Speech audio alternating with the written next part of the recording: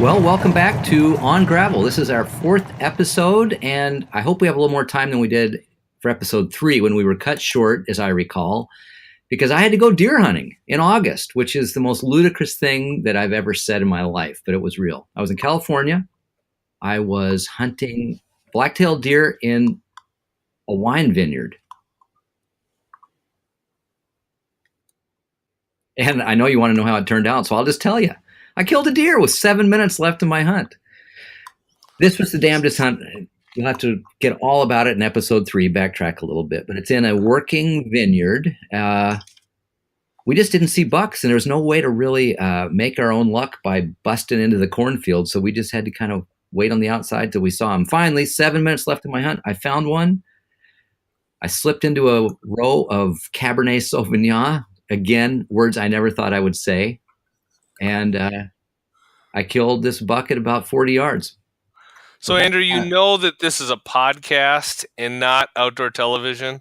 You don't have to create fake drama. You can admit that you killed it, 8 minutes before the end of the hunt. I think there was plenty of drama, and my motivation was really honest. I really didn't care about shooting anything but a legal buck. It didn't have to be big. It didn't have to have, drop tines or anything. But I had one taste of this meat earlier in the hunt, and I wanted to kill a deer because I wanted to eat it. Deer are delicious.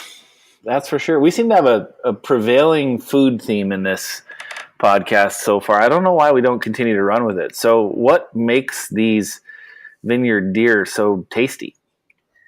Well, I mean, every deer is tasty, as you just indicated, but these deer have kind of the life of Riley.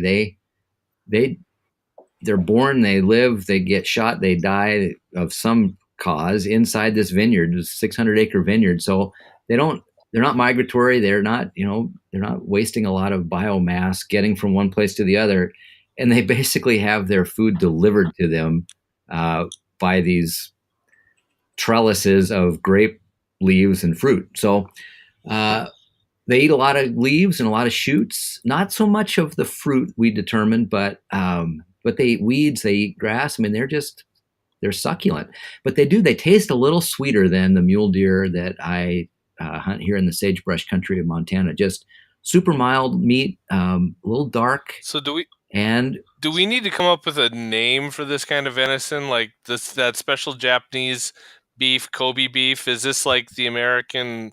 Is it Wagyu blacktail? Do we need a name? Maybe the Corker.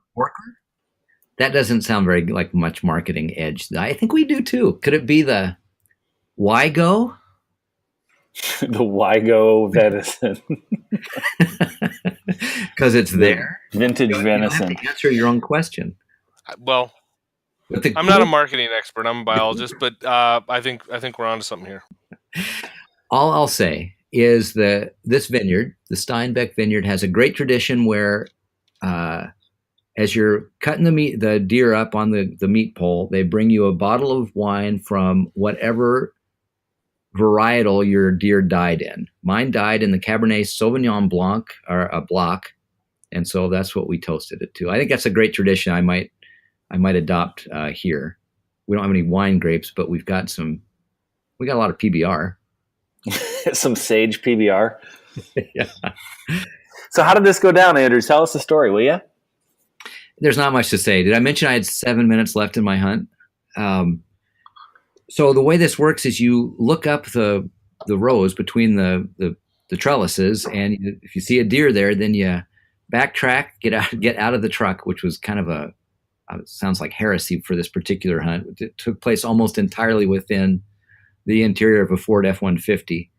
But we actually parked it, got out, slipped a few rows upwind, and then worked our way onto the row that the deer was in. It was bedded down, and we saw it from the 2-track, but by the time we got to it, it was onto us. We were pretty crunchy on our approach.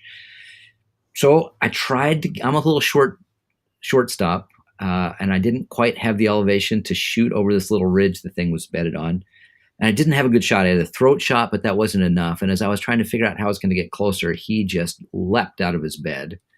And I had to swing through him like a quail, and I thought I hit him a little far back. He was ducking under the vineyard to get out, on his escape route, and I could hear that big paunch thump of my bullet that you just don't want to hear. So I knew I hit him a little far back. The good thing is he went 3 rows, and he was quartering away just enough. It did enter kind of his flank, but it went through, missed actually a lot of stomach contents, I'm happy to say. Took out the heart, a lung, and his liver, not necessarily in that order. And then the bullet lodged on his off shoulder. So he was down, and I was toasting. Congratulations. Pretty awesome. First deer of the year. First deer of anybody I know all year.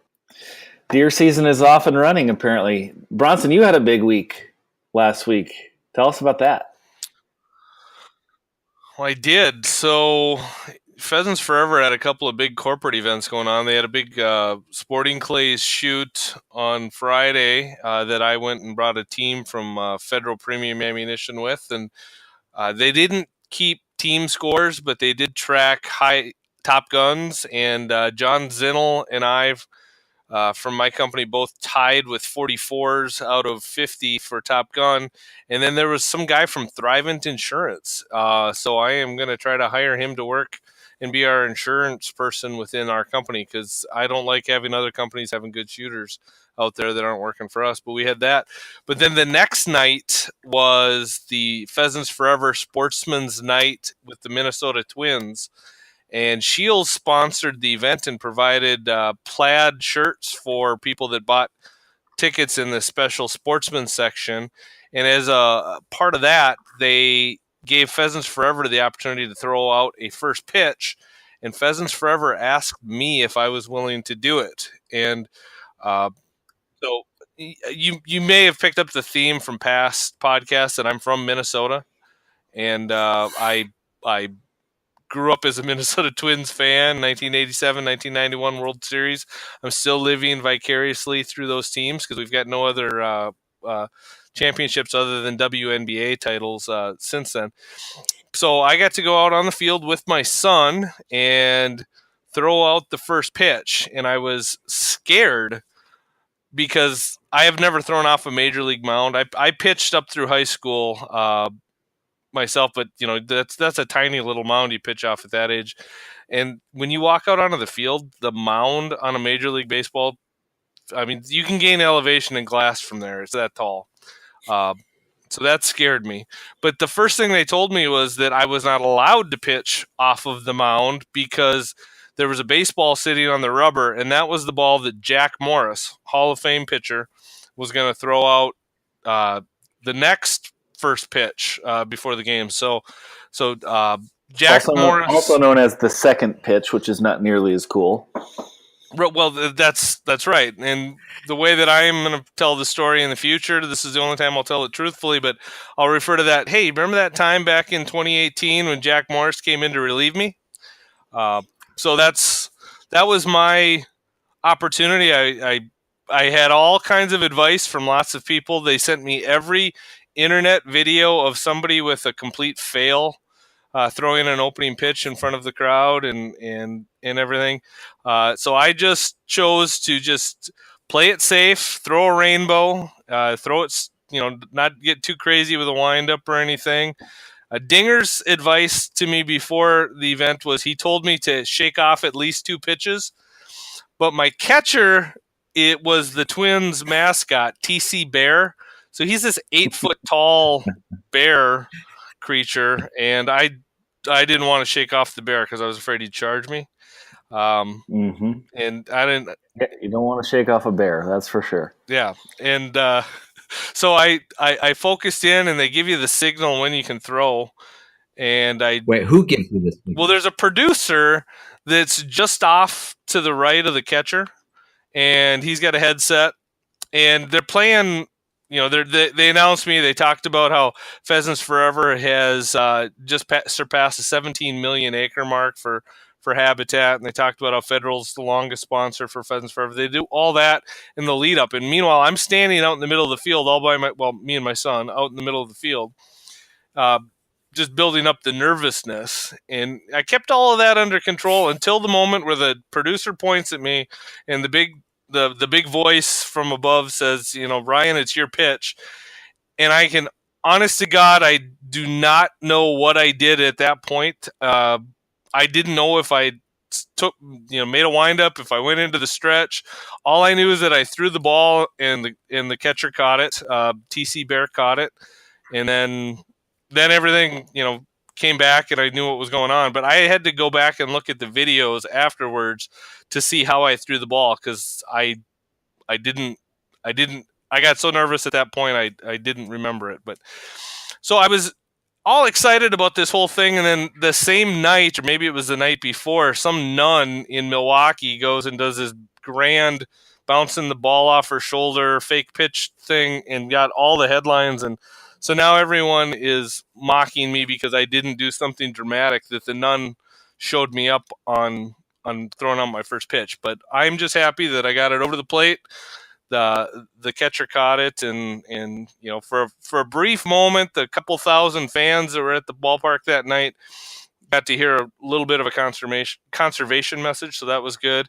But then as I'm walking off the field, they're coming out to do the big Black Jack Morris Hall of Fame induction, honoring him for getting in the Hall of Fame this year. And so they lead me off, and there's steps going down back behind the field, and Jack Morris is standing there, and next to him is Dave Winfield. So two of my heroes growing up, and I didn't have time to stop and talk to them because they were heading out onto the field, but I did stop and say, "Hey, Jack, I warmed them up for you," and he said thanks, and then we were back out onto the field, or they were back out on the field. So that was my experience. It was a 12-year-old Ryan's dream that I got to experience. Pretty cool. So, do you guys ever play the game Would You Rather on hunting trips? Well, only when I'm with you. You're the one that introduced it to me.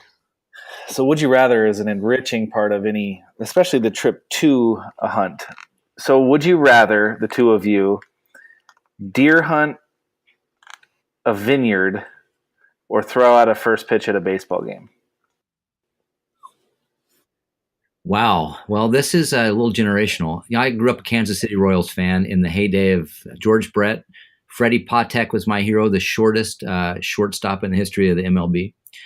My boys played baseball when they were coming up, and I died. I mean, I've got twins, so we had a built-in little team. They grew up throwing great, catching great. We were ate up by baseball.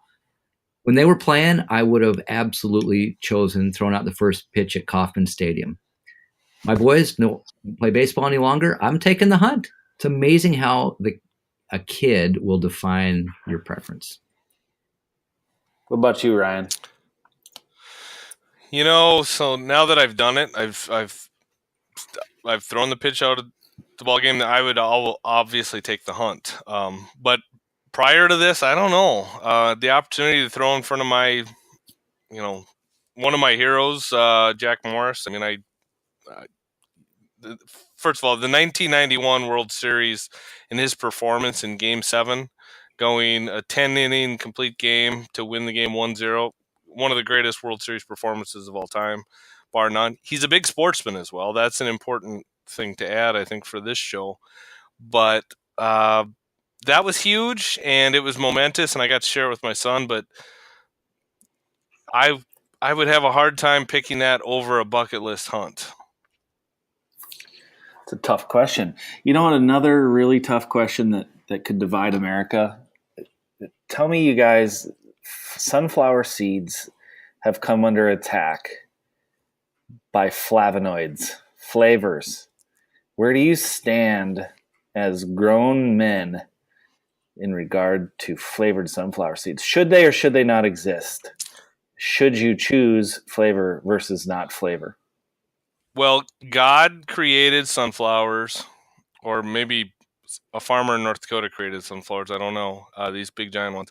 And he created salt. And those two things belong together, and nothing else should adulterate what is possibly the greatest gift to man. Sunflower seeds tucked in the side of your mouth, spitting into a cup, driving down a gravel road. No flavors. No, they're wrong. That's as wrong as putting chicken on pizza. What about you, Andrew? Ryan Bronson has clearly never met the mating of pickle juice and sunflower seeds. The dill pickle sunflower is God's gift to driving. See, you're right, Andrew. You're right. And I would add to your dill pickle cheddar.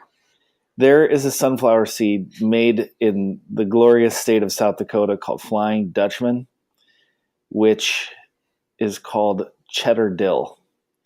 And I like them so much, I'm going to mail you to a bag of them. If they're not the best sunflower seeds you've ever chewed, you can mail them back for a full refund. They are that good. And thus, the decision is made 2-1. Sunflower seeds deserve flavors, not just salt. Let it be known. Well, it's a good thing that we live in a democratic republic and not a democracy, because the rights of the minority need to be respected. And so I think America has too many choices in the form of sunflower seeds. We need to limit those choices. I think the government should step in. We need regulations. We need a federal sunflower commission to stop this craziness. All I'd say about this is I do respect your ability to dissent. I just don't respect your taste. Mm-hmm. Or your taste buds. Clearly, that leaves Andrew and I as pro-choice and you as pro... I don't even know. You're just anti. It's just gross to be just anti. What are you? Well, I'm a traditionalist. I'm a traditionalist, and if you want cheddar, then eat cheddar. Eat cheddar. Should we have sunflower flavored other things? What if we put sunflower flavoring in pickles and have the? No, it's just wrong.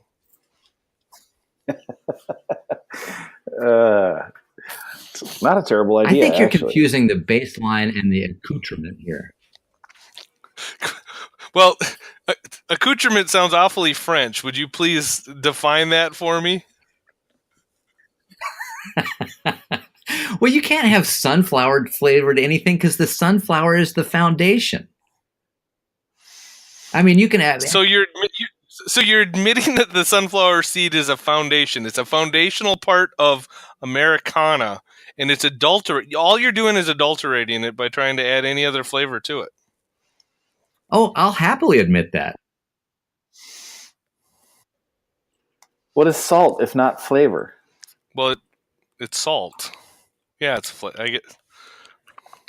All right. Well, we're having a fake argument over a fake topic just because you're trying to find wedge issues to generate controversy to build up the ratings. We've established that. I get it. The listener should know that this is a professional podcaster device that Eric learned from listening to Shock Jock Radio and Rush Limbaugh. Andrew, is that so typical of someone when they're beat is to change the argument? Oh, exactly. And the last refuge of a scoundrel is unadulterated sunflowers. We've all agreed with that. So you guys are adulterers and I'm not. So we've established okay. Ouch. How about I'm gonna, I'm a meet in the middler, and the one thing I will say is I'm drawing the line at smoky barbecue as a sunflower flavoring agent. And that's all I'm going to say is like there's a place for almost every flavoring, including dill pickle and black pepper. Smoky barbecue does not have a place. So are you passing on your predilections for sunflower seeds to your children? Because my son has only ever experienced regular sunflower seeds. He hasn't mastered being able to shove a whole bunch into his cheek and spit them out. But I feel like I've been mentoring him, the way that's the way I grew up eating sunflower seeds. I learned that from my dad. Is there any other mentoring tidbits that you can pass on to us from your advice from the adulterating food world? Well, mentoring is like a trigger word for me. Anybody who's listening to this podcast probably knows that that's the soapbox on which I stand at all times. So, if you don't mind, I'll use that as a chance to talk about mentoring. Is that cool with y'all? Do you think that I just offered you a segue? You may have. In our amateur podcasting abilities, I do identify that as an early attempt at a segue. Nice job. Thank you. All right, so mentoring. Let's talk about something serious for just a minute. And by serious, I mean important, but also fun. It doesn't have to be overbearing or too heavy laden to talk about mentoring. But I want you guys to go on a little journey with me. So one of the things I love to talk about is why is it important to pass along the way we live and these goofy traditions? Why is it important for Ryan to teach his son the wrong way to eat sunflower seeds? Well, because that's how you Bronson. That's how you do what the Bronsons do. And what's interesting is in 2018, we have fewer and fewer people doing the work of passing along our hunting and outdoor traditions. Many of our listeners probably know that hunting is down. The number of hunters is down from around 18 million to about 10.5 million over the last 15 years. And as conservationists, we know that has looming circumstances or looming problems, I guess, is going to cause problems for us in the way that we fund conservation in this country. So I want you to go with me here for a second. Think for me, Mr. Mrs. Listener, Ryan, Andrew, think for me, if you would, of the earliest hunting memory you have. How far back can you go? Can you go back to like being 5, 6, 7 years old? Can you think of like who you're with? Can you think of maybe where you're at? Can you smell it? Like for me, I'm in my grandpa's Silverado. My dad's looking out the window at the mallards that are landing in the place that we're about to hunt right before we get out, because we growing up we stood in the marsh, so we called them sloughs, but it was cold, so we didn't go out until it was a little closer to shooting light. And I can remember like how he was breathing. I can remember the smell of the cold morning and the smell of gunpowder going off. And for me, it's really ephemeral. Like I can really remember how it smelled and how, what it sounded like. Can you guys remember that? Ryan, what early, what did that sound like and feel like for you? Can you remember? So for me, it goes back 41 years. I was 4 years old. And what I've realized since that time is I've conflated two separate trips hunting ducks with my dad. But those two trips as a 4-year-old, I remember so distinctly. In the first one, we were in west central Minnesota hunting. I'm assuming that he was hunting divers based on the lake he was at. And I just remember him asking me the night before if I wanted to go hunting and saying yes, and then having him wake me up what felt like the middle of the night. And if I fell asleep in the passenger seat of an F-150. I didn't have a seatbelt. I didn't have child safety seats. I was just strapped in. It was, the 70s. And I was asleep, and I remember thinking that we got into a car accident at the point where he turned off the road and parked next to the lake, the wildlife management area that we drug our boat out onto. And so it just got shook awake. I was scared, but we climbed in the boat, and he put me in the front of the boat, and he prodded out. It was me and him and our Irish setter, which I don't know why the Irish setter was out there with us, because he didn't retrieve, and he didn't do well in cold, wet water, but he was the hunting dog, so he was with us. And going out there, and I remember in the dark after we had set up the decoys, sitting there and hearing the jet sound of bluebills coming over the top of us. It's just that shh over our heads and splashing.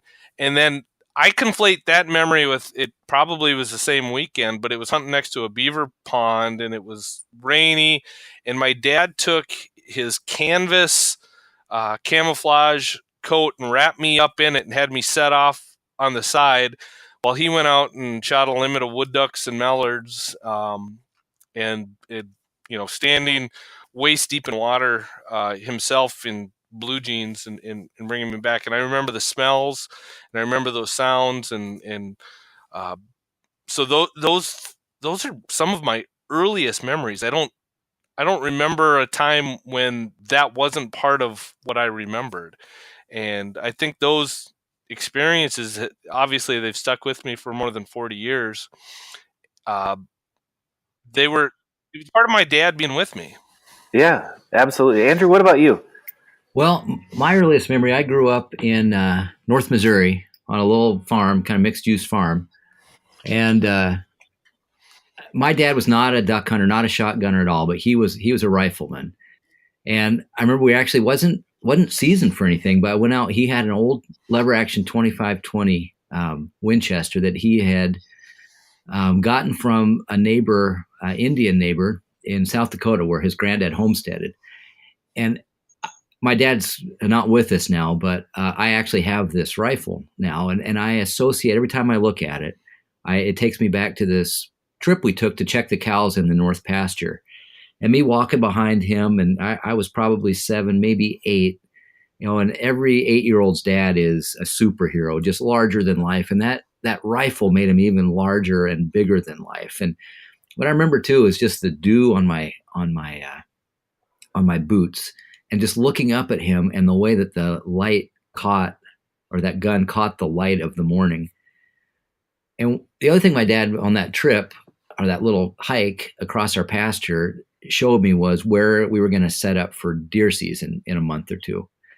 And one of my jobs when I was a kid is I would check the fences. And so in the intervening time between that hike, that really imprinted on me, and the deer season when I couldn't participate, and I wouldn't be able to participate for 4 or 5 more years, every one of those places my dad pointed out that we were gonna hunt became almost like these temples for me.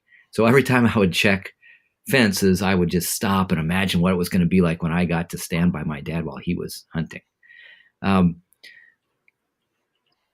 So to me, it's kind of both the prop of the rifle and the thing, but it's also my dad's just sort of oversized, just heroic image that, I mean, it's like I'm right there again. I can feel the swishy grass laden with dew on my boots, and the sun on that gun. Isn't that it's so interesting how these memories are, and you use the word I love to use, Andrew, they've imprinted on us, and in some ways they've informed who we are as men. The vocation we've chosen and the things we've taught our family are really born in those earliest memories, the formative times when we were first outdoors. And I think that's what's so special about the concept of mentoring is, and for many of our listeners, the person who taught you, the person you may have been imagining while you listened, maybe isn't even here anymore. And for a lot of people, it's very emotional to think back to those times. And that's the neat thing about the opportunity mentoring presents to you today. It's not necessary that the person that you take be a kid, and it's not necessary that it happened the way it happened for you. But we all have today, in 2018, a really unique and special opportunity to be the person who imprints on somebody new those incredible firsts.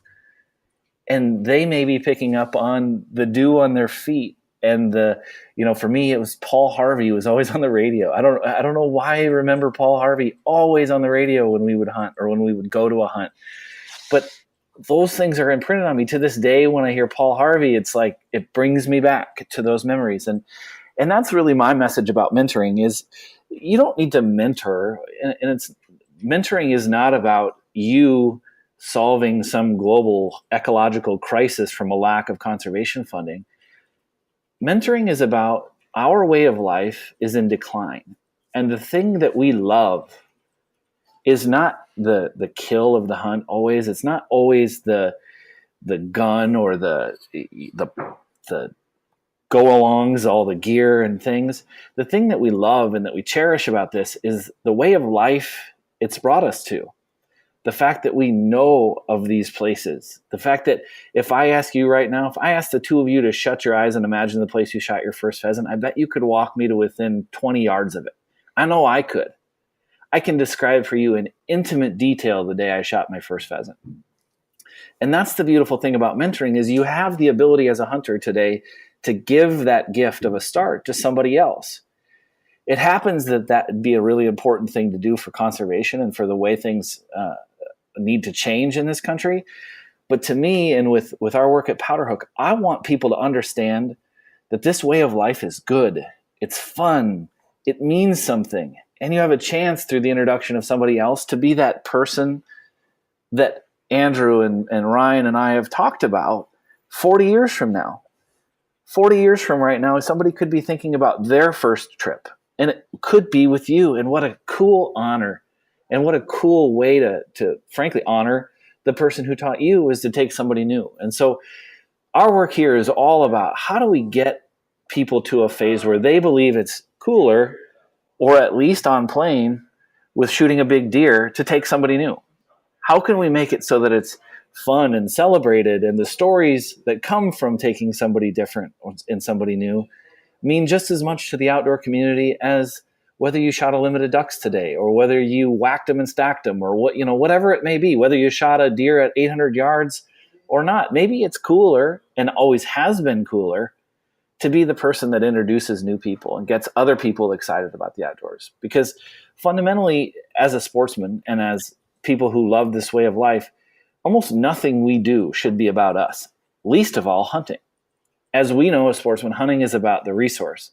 Hunting is about the place. Hunting is about the experience. It's about the people you're with.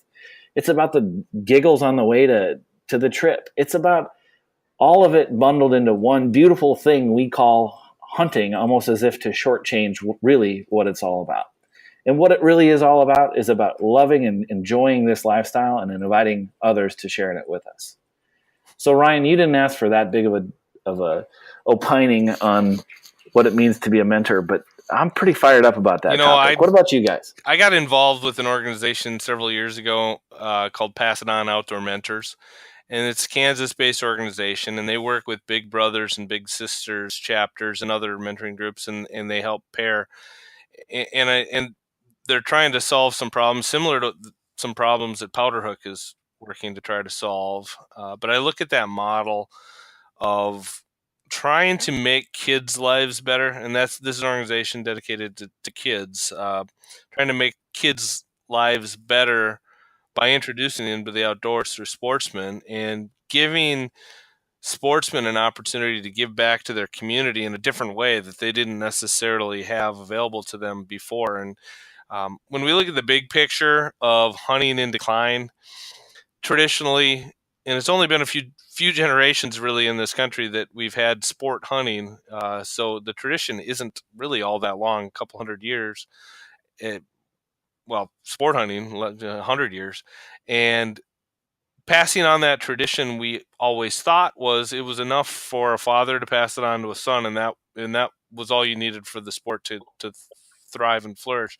Well, we know that that's not the case. And so for the current generation of people that are involved in hunting and fishing in the outdoors, it's not enough just to try to bring your own children, because that is important, and please do. But to bring friends and to bring, women. It's silly that we've got segments of our community that still exclude girls from hunting camp, doing those things. And it's not some pie in the sky, do it because it's the right thing to do. It's because it's the practical need that we have to maintain the future of this tradition that's so important to us. And I hope when we talk about hunting on this podcast and other places, people understand that there's an emotional tie there. It's not just about the ecology and things. That we love this thing, and if we want to perpetuate it, we need to bring new people into the sport, and we need to fund wildlife management and do all of those things. That's why I'm excited to be involved with you guys, because you two are frankly some of the leaders in promoting the future of mentoring and things in this industry, including Andrew. Well, I look at it a couple of different ways. One is, it sounds selfish when I say it, but I think that what you guys have talked about and we all have talked about is our formative experiences with this is a form of immortality. We've immortalized the people who brought us here. And the selfish part of it is, I think it's a human condition to want to immortalize ourselves in some ways. Some people do it through statuary, some people do it through wealth, other people do it through reputation. I hope if I've done a good job as a mentor that my memory lives on in the people I affected longer than my body lives on this world, which is what my dad did for me. And I think that's a really kind of spiritual dimension to mentoring, but I think it's an important one. At least it motivates me. The second thing I'd say is I've been a hunter education instructor for a long time, and the kind of the demographic or the age class where hunter education is sort of most effective and traditional is that 10 to 12-year-old. I think agencies and I think we as a community have done a pretty good job of reaching them. I don't think we've done a very good job of taking them to that next step of, okay, you're certified as a hunter. You've gone through the sort of the codified part of being a hunter. Now let's continue that through a relationship with the mentor. Not all of us are as lucky as we were to have that sort of built-in person as a family or a friend. And that's really what I hope we can accomplish, is to create a culture of mentoring where you can teach somebody an experience or an insight even a long way from where you live. And that's really the power of kind of the medium that Eric and I are working on now. And I think that immortality is kind of what we're all after in one way and so or another.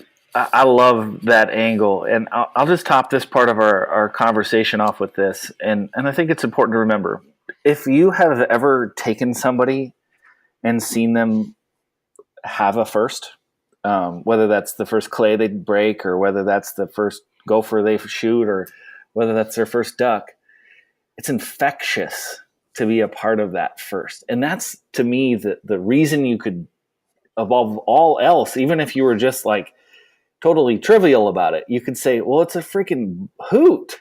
It's a blast to see somebody go through that experience for the first time, to watch them shake the first time they shoot a deer.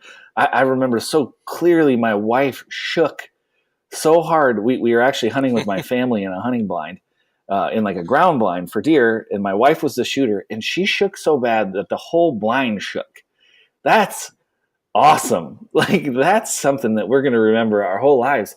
And if none of what we've said means anything to you, just know that it's a blast to experience something like that with a new person for the first time. So I hope you'll take these words and text a buddy that mentioned to you one time he'd love to learn to hunt. Throw a time on the calendar, get them out to the gun range. It doesn't have to be hard. You don't need an app. If you want to use an app, use Powderhook. But man, oh man, just do it. Get into the game. This is the cool thing in hunting in 2018 through 2024. Get in the mentoring game and pull some weight with us. It's going to be fun. I'm so encouraged by that direction because I think for a long time in the last 10 or 15 years, hunting has kind of been defined by different pronouns, I's, and kind of an ego-driven experience. And I'm with you, Eric. I think going forward, it's we and us. And I think the pronoun shift is a profound change. So speaking of the pronoun, I mean, how much of that do you think is how we promote hunting to those outside through outdoor television and outdoor celebrities, hunting celebrities? I mean, what role is that playing in, honestly, some of the selfishness and some of the black eyes that we've got as the sport? I'm gonna direct that at Eric, since McKean kind of is an outdoor celebrity himself. So, well, I'm torn in some ways, right? There are people out there that I think represent who we are in a great way. There are people out there that don't. And I'll give you little examples that matter to me in ways that maybe people aren't thinking about. So someone's behavior on camera, I'll use a Michael Waddell as an example. So Michael Waddell has an incredible everyman approach to the way he does things in how he talks. Now, he does not have an everyman access to opportunity. He gets to hunt incredible places, and he's invited by outfitters who need the reach that he brings to them. And he's supported by brands that give him product to use and that he promotes. And that's all well and good. And I really enjoy the way Michael handles that. On the flip side, there are people with similar opportunities who I think over time have fallen in love with what it means to be a TV show person, that it has become about them, that they are a celebrity. And I think that's where you lose me as a fan and as somebody who watches this stuff here and there. Is I think when we demonstrate that it's big and badass to shoot the biggest deer, and we're always passing on deer that aren't 6 years old, and we're getting judgmental about whether somebody shoots a 5 or a 2-year-old deer, I think what we send is a message that this is about achievement and about me and about what I look like and how I present myself. When really, if I had a hunting show, if somebody, said, Eric, what would you do to build a hunting show? I would want to hunt with my friends. And I would want to show people how incredibly ridiculous my hunts are with my buddies. I would want to go with my dad and my brothers. And I would want to show people how cool it is to have traditional places you go back to year after year after year, whether the pheasants are there or not, or whether there's deer there or not, year after year, going back to those places and demonstrating why place is so important. And I think some of those things are lost in the way we present ourselves. And I'm not here to say that hunting TV has ruined hunting, but what hunting TV has done is it's made hunting significantly more commercial than it needs to be. And I'll give you a very simple example, and maybe this is going to put somebody off, and maybe not. But the first time I ever shot a pheasant in my life, I could walk you to the place. Now, I cried the last time I drove my wife by it, up by Redfield, South Dakota. I cried when I drove by it because it was a beautiful CRP field. And I could literally still walk you there, but now it's a bean field. And it like breaks my heart to think I will own it. Like one day I will own it and it will be back in CRP. It breaks my heart to know it's gone. And that emotion that I feel for that happened while I was wearing moon boots that I bought from Alco, or my parents bought me from Alco. Yeah. You probably remember the ridiculous like foam-filled moon boots that were like $9 and they had a red stripe down the side. Like, what I was wearing had nothing to do with what I felt. That my feet were cold probably sucked at the time, and that they were wet probably was frustrating. But I don't remember any of that. I remember being there with my dad in that place and seeing the incredible bird population that was there at the time. And that's what I have to say about who's doing it right and doing it wrong. Is I don't know that I want to name a name that pisses me off when I see them. But man, this is a fun way of life. This is not a whack 'em, stack 'em. This is not a pile 'em high. This is not make 'em bleed. This is about us having an experience together. And when we lose sight of that, when it becomes about a product or when it becomes about a person, we're doing it wrong. And I get really fired up about that, because if that's all we're pumping out into young people's heads, that 5-year-old deer are nothing, we've lost them before we ever got them. And so if anybody that has any influence on a hunting TV show is listening to this, I think you as a sponsor need to have a voice in how hunting is presented through your sponsorship dollars. And yes, you need to sell product. But if selling product is what your TV show is about, no thanks. And frankly, nobody's going to watch it anyways because it becomes a commercial. Andrew, what do you think? Well, it's pretty hard to disagree with that. I will say from the other side of the coin, as a content producer, that there's a real appeal, and certainly within what I would call the deer industrial complex, there's a real demand for bigger, better, sort of more badassery all the time. And I think the culmination of this has been, a lot of kind of the two strains of it. One is this martial kind of warlike experience and the way we encounter wildlife. It's a conquering martial experience. And the second one is this ever higher bar of attainment. So if you shoot a 120-inch deer, you're not as worthy a hunter as somebody who has shot the 160-inch deer. So that's a real energy that's in kind of, I would say, infected this world. But when I worked at Outdoor Life, and this is still, I think, a principle I try to abide by, I look at content as a transportation vehicle. You want to transport your audience to an experience. I used to call them, and I guess I still do, come along adventures with that whole idea. It's like, come, let me show you what I'm seeing. That can either be done with an exclusive mindset where, I've got access to a California vineyard that you don't. So therefore, I'm going to tell you how it is through my eyes because you'll never get there. Or an expansive perspective, which is, someday you may be here. You're not here now, but I'm going to show you why it's so freaking cool. And I think as long as we can keep content transporting people, then we grow our world. We don't limit it. Ryan, you're in an interesting position to answer this question because your company is obviously a massive supporter of outdoor television. What are your thoughts? Yeah, I'm probably not going to name names, and that might disappoint people because that's just going to cause me problems because we do have sponsorship relationships around the industry. But I don't watch outdoor television hardly at all. I don't watch it at home. I watch it occasionally when I'm at the farm.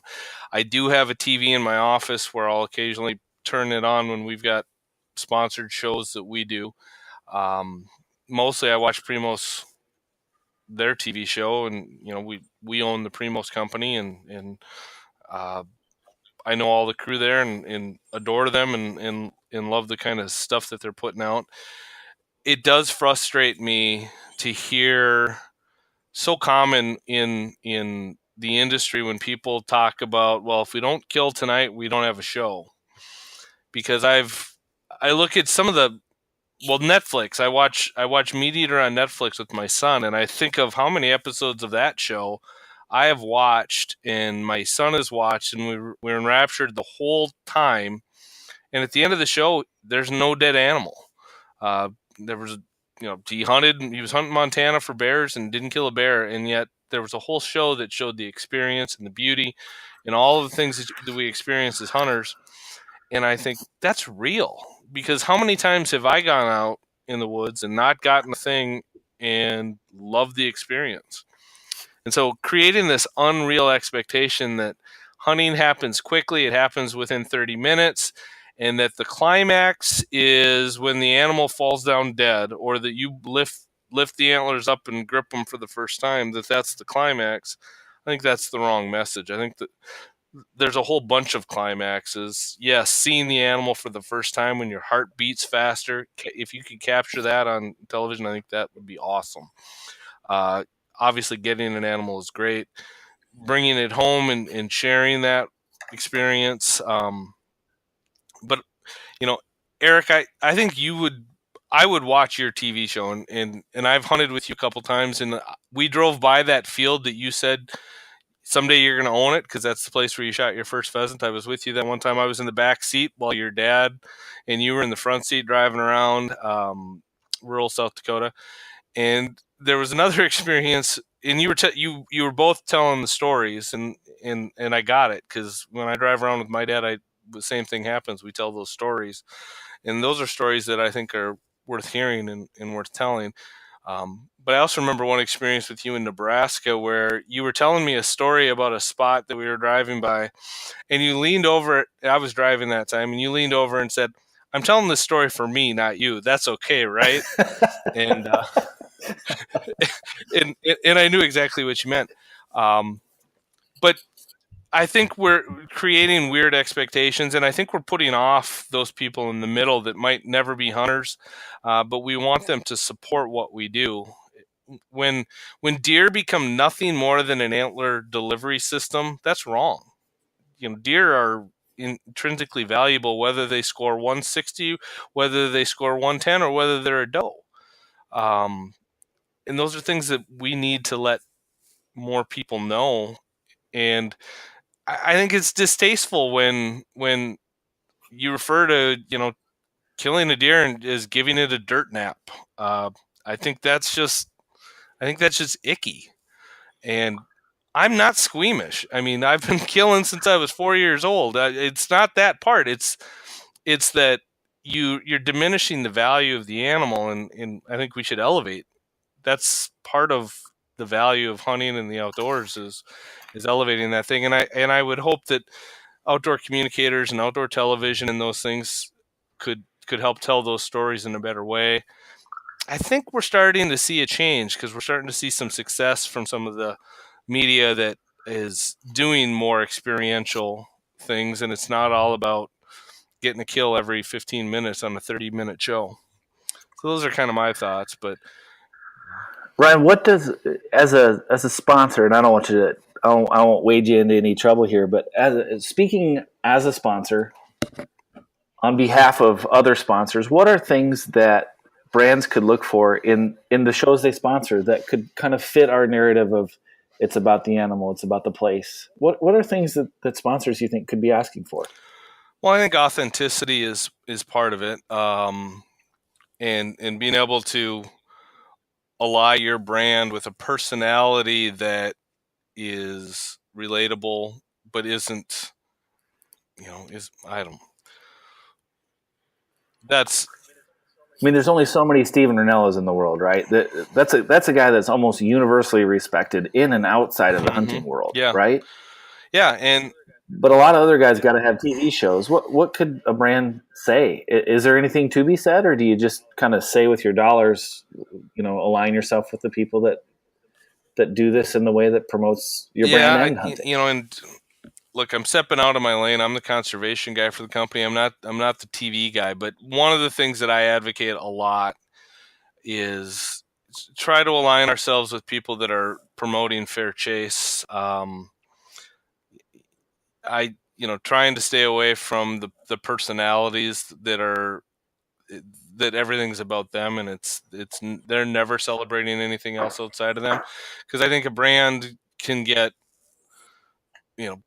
lost in that self-promotion from the personality as well. I mean, you want to tell the story, but I think it's more important for your brand to be associated with doing it right, that you're a dependable product that helps people enjoy their experience in the outdoors. I think that's the important message, that you're not just a product that is going to make you a more lethal, efficient killer so that you can, kill your deer in 20 minutes and be done and, go around and brag about your dirt naps and everything. I think those are things. But look, I'm sure that people are going to be able to point out lots of examples where our company is associated with people that do the exact opposite thing, and I'm sure that's true. But we need to have the discussions more, and I think we're starting to see those discussions more in the industry. I just think, showing impact shots and animals dying on TV has not been around forever. I mean, when I was a kid, you didn't see it. This is a fairly new phenomenon, and I wonder if that phenomenon is, as proud as I am of it, and I'm not ashamed, and I'm willing to tell the truth that sometimes killing an animal is brutal. We need to be truthful about that, but I don't know that it's necessary that we're always showing that as part of the process of telling the story of hunting, where people who are not used to seeing death happen in front of them can get exposed to it and be turned off by hunting. I think we need to think about everything we do to help bring more people into the sport and not turning them off. And and if you glorify yourself as the greatest killer ever, and not as the greatest conservationist ever, I think that turns people off too. I think the more we can promote place, hunting happens in a place, and it can be as small and discreet and sort of sacred as that CRP field outside of Redfield, South Dakota, or it can be as kind of expansive as mountain range. But I think the more that we can celebrate the place where hunting happens, we build advocacy for the place that supports wildlife. That has lots and lots of intrinsic and extrinsic benefits. So to me, I love landscapes. I love geographies. And to me, that's the story of a hunt, is where it happens as well. Well, look, we're probably not going to solve all this right now. We're running up against a timeline. I want to respect our audience a little bit. They're probably glazed over a bit. But this is our 4th episode. We've got it out in the public domain now. It's on iTunes and other places where you can consume podcasts.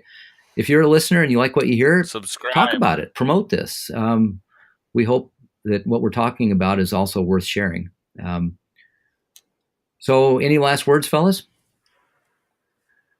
Hunting season's getting here. Let's go. Okay. Well, stay on gravel, and we'll talk next week.